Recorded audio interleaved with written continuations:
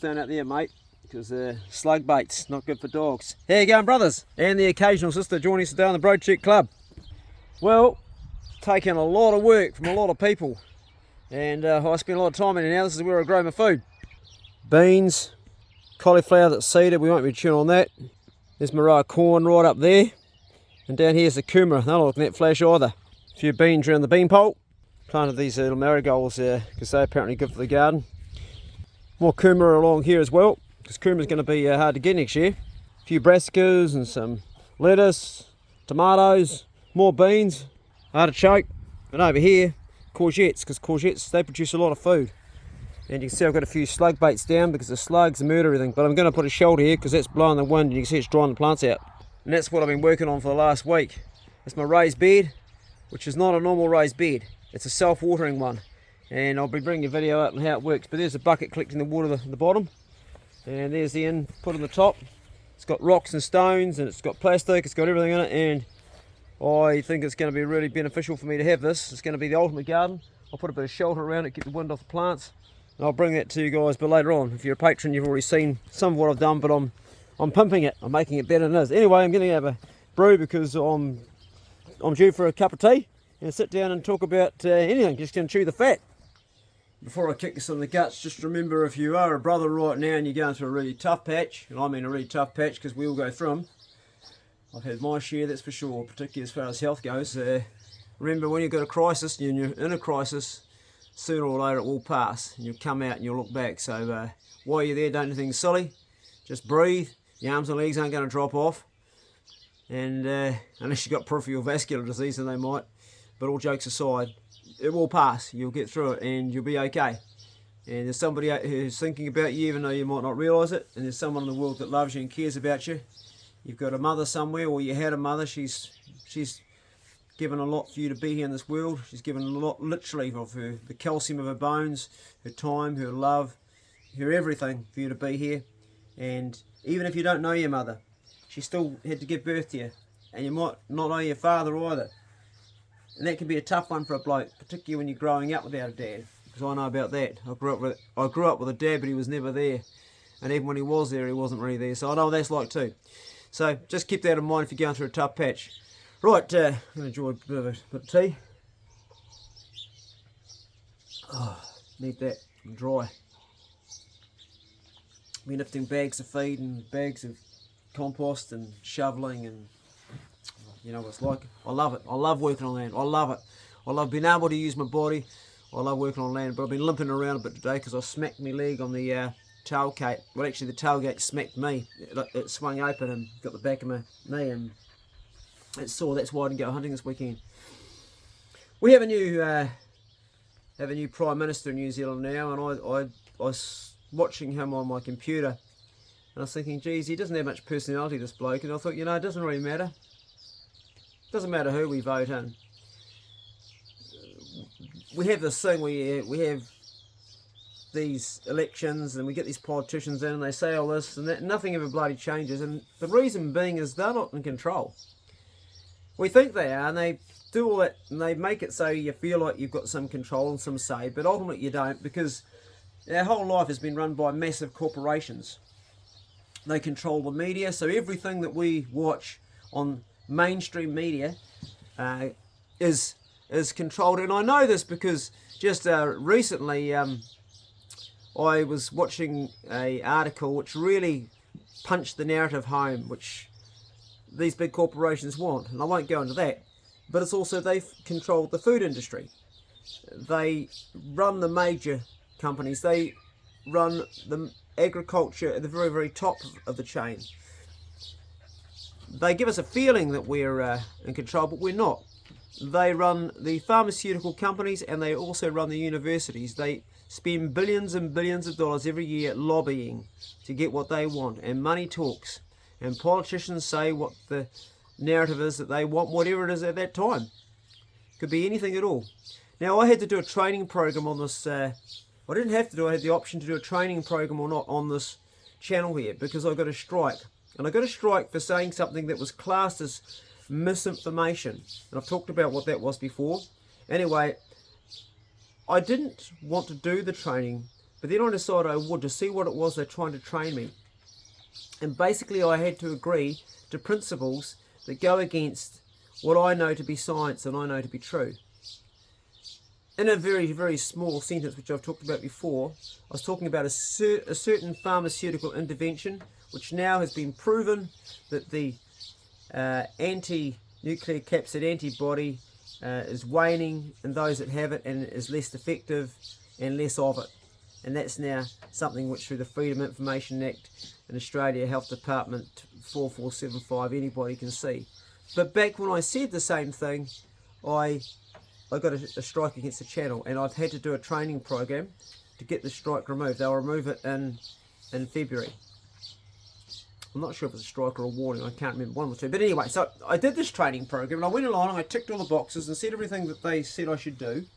And I actually found myself ticking things that I don't agree or believe in, because I wanted to take that away from the channel, because if I get another one, you get 2 strikes, the channel's gone.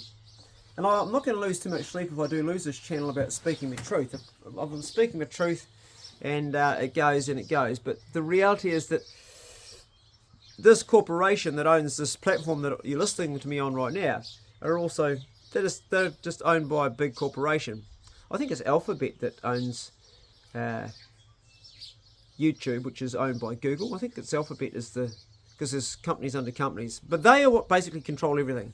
To the point that even when I'm talking to you, I've got to be controlling what I say.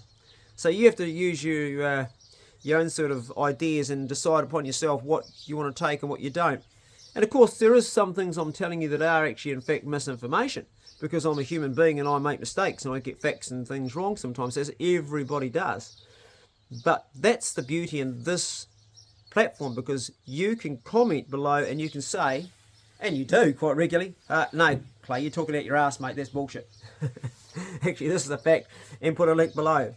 And I'm always ready to be wrong. That's what science is. Science is always trying to find truth, and on our way to it. It's not fixed and hard, and this is all there is, there's nothing else. It's open to anything happening. It's open to exploration, to digging deeper, to asking the hard questions, to looking at the long studies, to looking at the short studies, getting all the information we can. And the trouble with the narrative is we're not allowed to question anything anymore. And that's wrong. That's anti-science. That's anti-progress. And it's to keep us all dumbed down. These big corporations, they don't want you being clever. They don't want you being an intelligent, critical thinker. They want you dumb enough to fix the computers when they break, dumb enough, but clever enough to do it, but dumb enough to not know what's behind going on. They want you to keep on diligently working, pumping the money, so the 99% of us, the hard workers, white collars, blue collars workers, we're all just the machine, keep on working, so those very elite at the top that really have the control, they keep on getting richer and richer and richer. And this is why it's so hard, and this is why we've got huge countries of poverty. I was watching MrBeast. If you don't know MrBeast, he's the biggest YouTuber now. He's blowing old PewDiePie out of the water. I think he's like 200 million subscribers and growing by the day. And he just put in, what was it 100 wells in Africa, and gave hundreds of bikes away and put solar power in. Here's one YouTuber that's become very popular that did more than what the government could do in that country. And now you can see these things come up where they're trying to cancel him. Oh, you shouldn't have gone and done that, and he's only doing that for popularity. Bullshit! Yeah, the guy wants to grow his channel, but he gives everything back. Everything he makes, he gives back. And he's getting cancelled. And the reason is because those big guys at the very top, they don't want that. They don't want to see people doing that. Those governments, that makes them look stupid. That shows them up. When you got a YouTuber fixing drinking water for children and the government can't do it, what does that tell you about that government? And what does it tell you about the whole system? And it exposes them. So yeah, he'll get cancelled. I thought it was quite interesting watching that. Check it out, MrBeast. Good bastard. Millions and millions of dollars, gives it all back. And he says when he dies, he'll own nothing. He's going to put it all back into humanity. He started off as a young kid just wanting to be a YouTuber, but then he realised that people love to see money being spent, and people give away cars to begin with and give away shit. And then you could realise as he's evolved, and he's realised, well, actually, what's the point in all this if I'm not doing some good? And then he went out and he He fixed 1,000 blind people that had cataracts and paid for 1,000 operations and did all this cool shit. One man. Think if one man can do that, what a government should be able to do. But they don't, because they can't, because they're controlled by corporations at the top. So this free world we're in now, where they're trying to cancel people like MrBeast, and I've read the comments, it's crazy. This free world now where I can speak to you to a degree. Can't say everything that I'd love to say to you because I will get cancelled, and I've already had that. But I can speak to you and we can share information and get away from the mainstream media. I believe mainstream media will eventually die because there's too many people out there that are critical thinkers like yourself, that are thinking for yourself. There's too many people out there that are going to question what's going on all the time and try to find something better for their family, for their loved ones. They're going to try to find better food. They're going to try to find a better way to look after the ones they love and protect them from their money being taken from big corporations, which will try to steal your land or steal your property rights or steal your money in the bank. And you say, well, how can they steal the money in the bank? Well, that's happening with inflation. And that's happening by them taking your money and putting it somewhere else and utilising it and giving you a small percentage and then keeping the bulk for themselves. That's just how they run business. That's if you've got money in the bank, if you're that lucky to have it. But the same applies to your land. So we really, really have to keep our heads up and keep on thinking and stay awake and not just believe what's on the idiot box. I haven't watched television for 30 years now. Only time I watch television, I watch the excuse me, the All Blacks played the last game against South Africa with my dad. That was the last time I watched TV, and probably the time before that was, I don't know. Probably when I went around to see my dad, because he just sits in front of a TV all day because he can't move. And it's sad, but it's just rubbish on the TV. And, of course, my father watches it, and he believes it.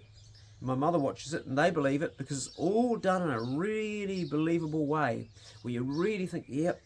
And they've got these serious reporters where everything feels like it's got to be true. But, you know, it's all coming from the very, very, very top. Those guys, there's a narrative. And it's either electric cars, or it's vaccinations, or it's global warming, or it's disease and poverty, or it's the war, and it's a propaganda. So the whole thing's a machine. And of course they're gonna, if they own that corporation, they've got shares in it, they want to use that to control. And if you want to know where lies begin, look at the media. Our media in New Zealand during pre-pandemic, or just during the beginning of it, I think it was $55 million was injected into the media. If you're getting paid that, and you're a radio station, or you're a little studio somewhere doing something, not like me, but you're someone who's getting paid by another source, you're not going to bite the hand that feeds you, are you? You're going to stick to what you're told to do. You'd be crazy not to. Same applies to all the hospitals, and applies to all the universities and all the medicine. A cardiologist, my cardiologist, years of training, fantastic bloke, fantastic cardiologist. He can put a stent in, do a heart operation, knows everything. He knows what subscription, what medication at least he should subscribe to you. He knows all the things you've got to have. But if you say to him, well, no, what about, could I treat this with exercise, diet and lifestyle? No, that's not really proven. That's just ideas. This is what you need. You need to take these drugs. You need this procedure to get well. Well, I proved my cardiologist wrong, but thousands of people have proved cardiologists wrong that have done that. I'm not one of I'm not one rare one. It's actually known throughout a whole different community that you and I don't hear about on mainstream media because there's no money in it. There's no money in not getting sick. Every time a cardiologist does a procedure, how much money does he get? How much money does a surgeon get when he does a radical prostatectomy? Is it $20,000 that goes into his wages for a operation that takes him 2 to 3 hours? Think of that for a wage. What incentive does he have to make sure that you don't get cancer? What incentive does a cardiologist have to stop pushing the drugs when the drug companies are looking after him, and when that's all he's trained to do, and when he knows nothing about nutrition and the value of it, and how it can actually not only arrest a disease that he's treating, but it can actually treat disease by reversing it, which even he can't do. All he can do is slow its progression down a little bit. but he can't arrest the progression and reverse it.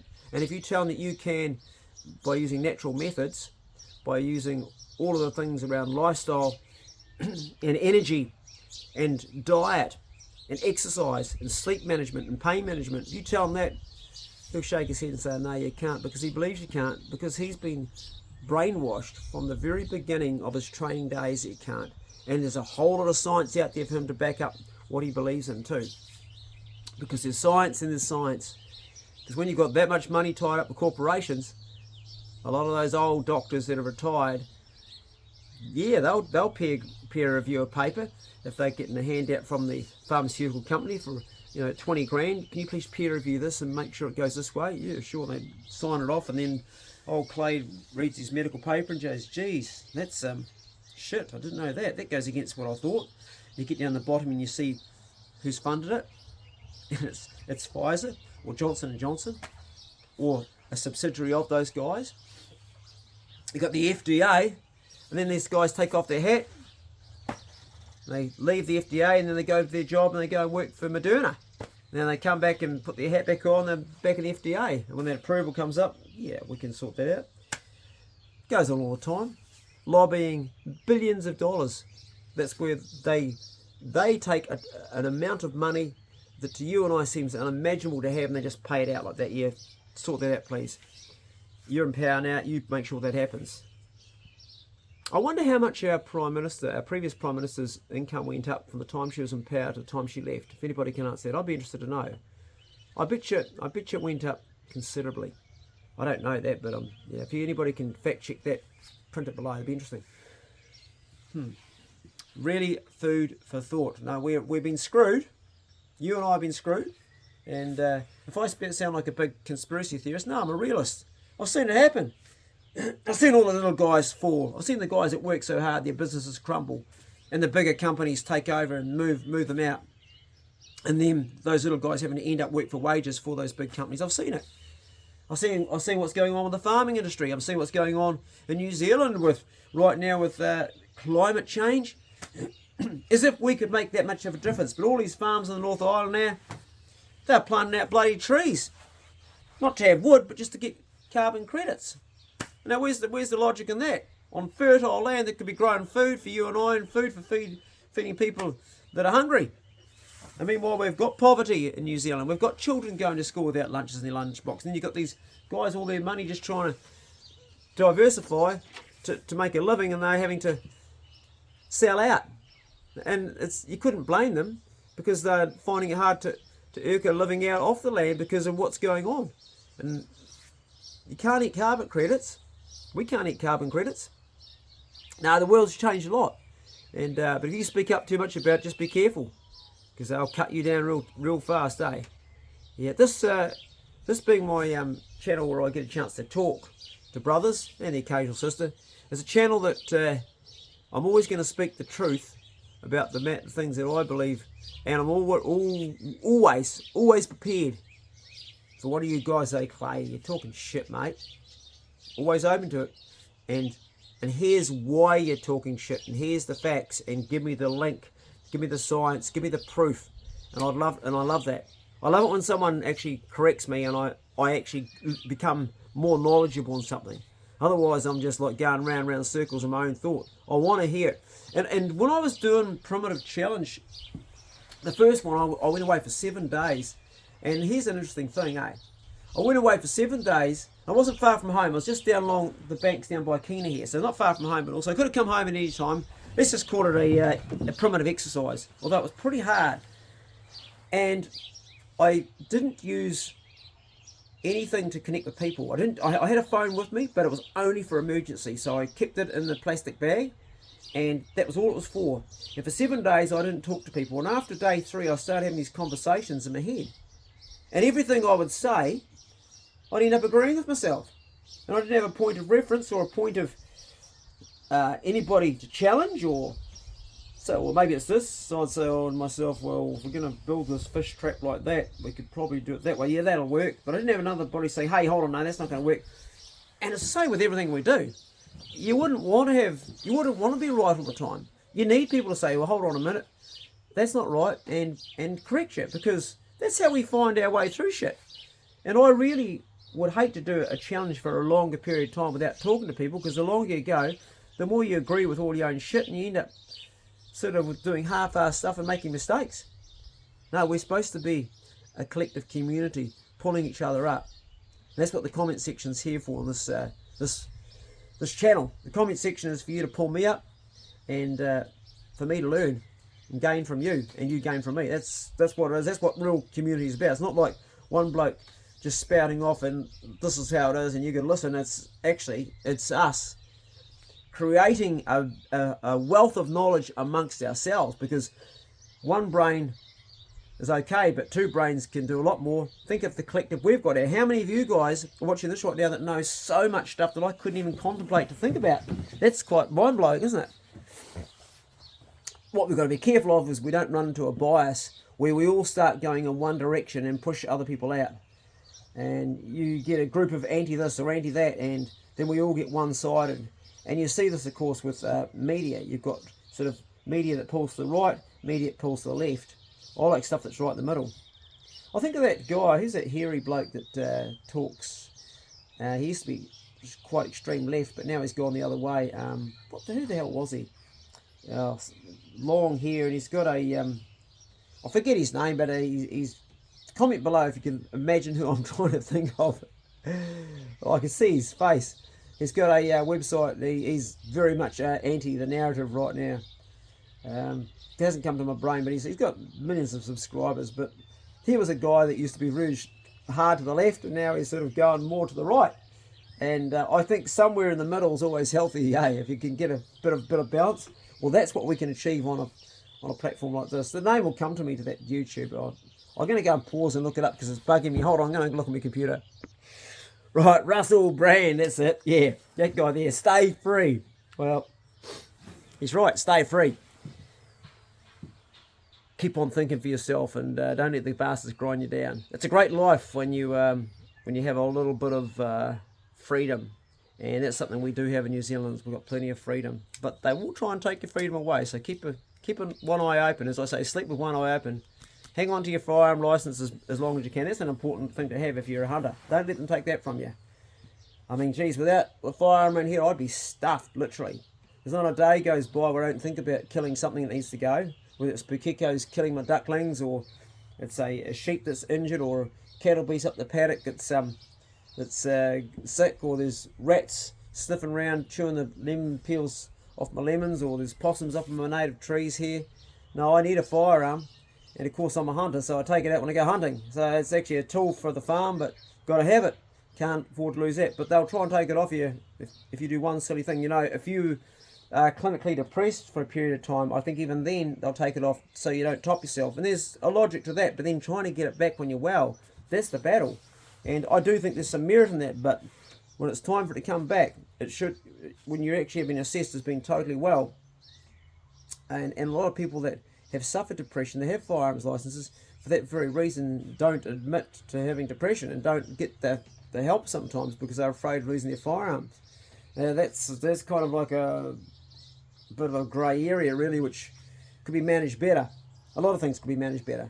The best things we can do is manage ourselves better, and don't worry about all that mad shit that's going on in the world. Look after yourself, look after the brothers around you, look after the people in your community first and foremost.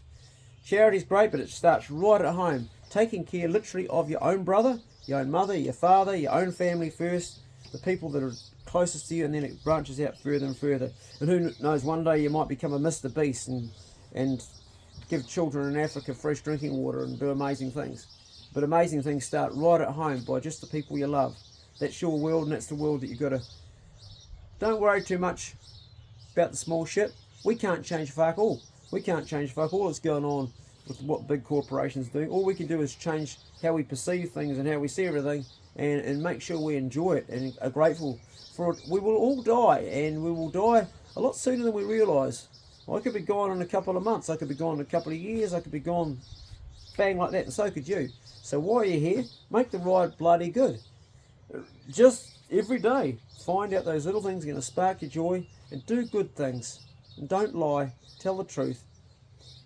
Maybe sometimes you might have to bend the truth a little bit to not hurt other people, but overall, stick to being honest, because then you can go to bed with a clean conscience, and you wake up, and if you're honest and you always talk the truth, then you don't have to have a good memory. I got a shocking memory. If you're telling lies, you better have a good memory to back that story. I caught a guy out the other day down the frontier actually. Quite a funny story. He'd forgotten he'd told me the story already before, and it changed. And I could see him when he was telling me halfway through. I was going, oh yeah, oh really, yeah. And suddenly I could see him click that he realised that I'd caught him out. But I wasn't saying anything because I didn't want to embarrass him. And I could suddenly see him try to worm his way out of the conversation and bring it around to making what he bullshitted actually true. And he was digging himself more and more, and he was chewing his words. And I just changed the subject completely, slapped him on the back, said, hey, check it out, bro. The wind's changed. It'll be really good up the back there. Get out for a hunt when the weather cools a bit, eh? It's going to be good. Get that nice northwesterly on the range there. Get the dogs at the top, and suddenly we switched over to pig hunting because he's a pig hunter, and we just let it go. But, tell the truth, otherwise you just make it hard for yourself. That's it, brothers. Go steady. Check on a brother if you know a brother's struggling, or you'll find me dog pace because he's fucked off. Finish my tea and get back in the garden. Gee, that was a long talk. Bit of a rave, really, wasn't it? Oh, if you mate to the end, pat yourself on the back, and well done, because I don't even know what I said half the time, but I'm sure half of it was interesting. Go steady. We'll see you later.